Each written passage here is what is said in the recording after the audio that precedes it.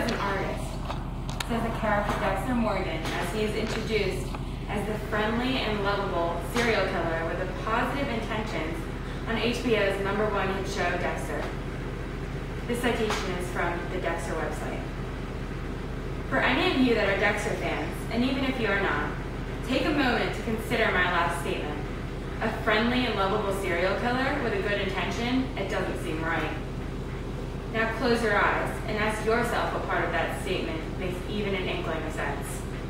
The answer is that it does not make any sense at all, but that society has used a serial killer and the use of human reasoning to make this seem slightly okay, even endearing to viewers. Dexter is one example of how society has started to use the terrible tragedy of a serial killer and use it for the entertainment of the American population.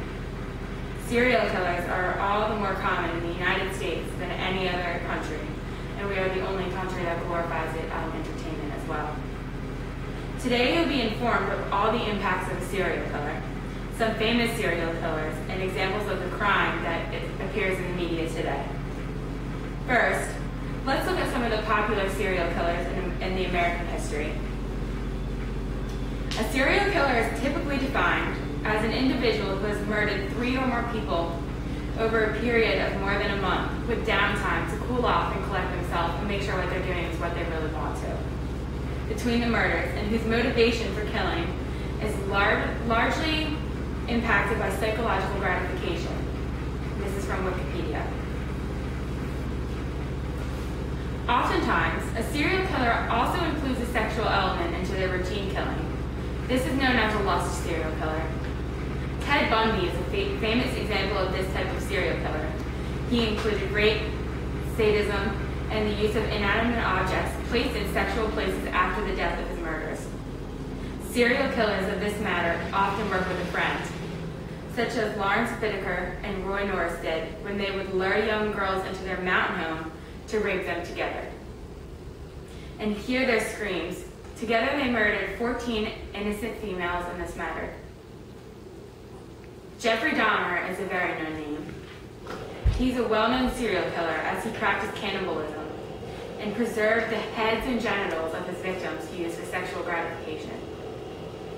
Another type of serial killer is much like the character of Dexter. They are the ones labeled as the mission-oriented serial killer. And they think that they're just doing the society a favor by eliminating the people that they murder. And this is twisted because they think that they're doing it for the right reasons, but they're really just doing it for their own reasons. Richard Trenton Case is a classic example of this type of serial killer. He was known as the Vampire of California. He believed he needed to drink all the blood of his victims so that Hitler could not come into the United States and get it for himself. He didn't want Hitler getting all the Jews, so he took care of that for him. He thought somehow Hitler was trying to poison the blood before he drank it. Most cases where the serial killer is playing the role of mission-oriented, they are seriously delusional. The reasoning they have for killing would not be seen fit by the healthy and stable mind. Most of these people have had some psychological event in their past, such as abuse, rape, or even witnessed a murder themselves at a young age. This brings me to my discussion on some of the Hollywood hits revolving around serial killers. If you think about it, we as Americans spend over half our life participating in some type of media-based entertainment. And a lot of this entertainment is TV shows depicting violent and malevolent killers. The main show depicting a serial killer is one I mentioned before, the show called Dexter. Dexter is a mission-oriented serial killer. He witnessed the brutal murder of his mother by 2 men at a very young age and was left in her blood. He started by seeking the men that murdered his mother. Since witnessing this murder, he believes he needs to wipe out any men that are even remotely like the men who murdered his mother. This show is a psychological thriller, taking the viewer into the mind of a serial killer, who happens to be a husband, father, and a cop at that. Serial killers can appear in anyone. Another television show that focuses on serial killers is the show Numbers. describes a different type of serial killer every episode, from the serial killers that use fire to the serial killers that use bombs to the serial killers that shoot. The main characters of the show use mathematical equations to try and solve their murders, and they find each serial killer's specific pattern. Each serial killer does have a specific pattern. They use a specific set of rules that they set for themselves and follow it each and every time, becoming very, very upset if they do not follow their own rules. Although they do not get upset if they don't follow the law.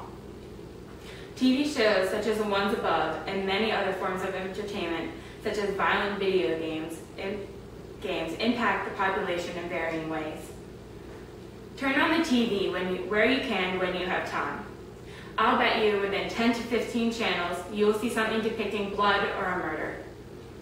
Viewing material such as the show Dexter can be substantially dangerous for viewers who are not at their correct maturity level.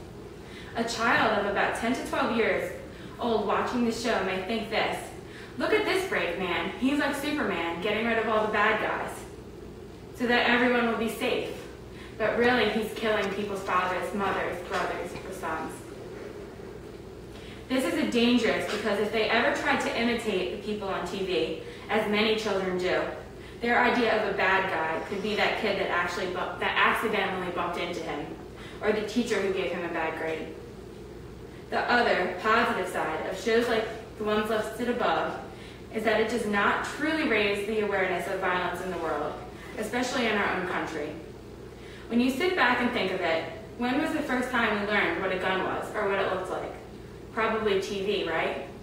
I mean, you don't see a teacher coming into school showing you what a gun is, or showing you what murder is.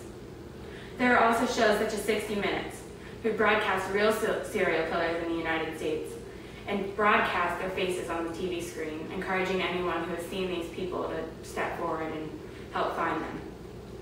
They alert the public to their hostility and level of danger. So finally, as we have now been informed of, serial killers exist everywhere, in the cities, in the suburbs, and even on our own televisions. Millions of Americans are being subjected voluntarily and involuntarily viewing these twisted humans in the act of killing. Serial killers are not all alike either. They have different motives and different sets of rules, you could say, of how they go about the actual killing. And many of these people are highly delusional, such as the vampire man from California. It is important for the public to know that these shows are not intended to enlist anyone in forming the life of a serial killer. It is meant for entertainment for those who find psychological thrillers and crime scene investigation provoking and thought-provoking in an innocent fashion. And I've got my sources from the HBO website, Dexter Quotes, news articles from TrueTV.com about serial killers who tortured and raped their victims, serial killer on Wikipedia, and top 10 evil serial killers on the top 10 list on List First on web. Thank you and have a good night. Yay!